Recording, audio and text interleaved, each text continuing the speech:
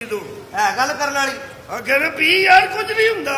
मैं पीती नहीं है वैसे कभी सारी जिंदगी नहीं पीती लेकिन कुछ नहीं हुंदा।